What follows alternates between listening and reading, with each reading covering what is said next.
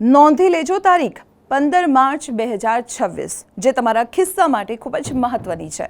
જો તમે income tax ભરો છો અને દંડથી બચવા માંગો છો તો આ માહિતી ધ્યાનથી સાંભળજો. ફાઇનાન્શિયલ યર 2025-26 માટે એડવાન્સ ટેક્સની ચોથી અને છેલ્લી ઇન્સ્ટોલમેન્ટ જમા કરવાની અંતિમ તારીખ 15 માર્ચ 2026 છે.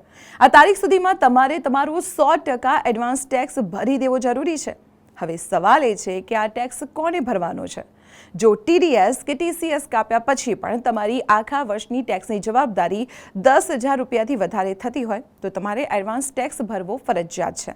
ખાસ કરીને ફ્રીલાન્સર, બિઝનેસમેન, શેરબજાર કે મ્યુચ્યુઅલ ફંડમાંથી કમાણી કરતા લોકો કે પછી ભાડાની આવક ધરાવતા લોકોએ આ ટેક્સ ભરવો જ પડે. નોકરિયાત વર્ગનો ટેક્સ તો TDSમાં કપાઈ જાય છે, પણ જો તમે શેરબજાર, ક્રિપ્ટો કે અન્ય કોઈ પણ રીતે એક્સ્ટ્રા આવક થઈ હોય તો તમારે પણ એડવાન્સ ટેક્સ ભરવો પડી શકે છે.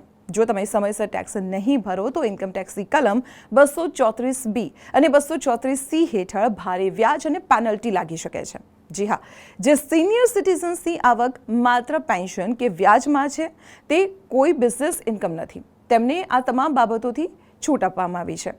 તો આજે જ તમારા CAને પૂછો અથવા તો જાતે ચેક કરો અને તમારો એડવાન્સ ટેક્સ ભરી દો.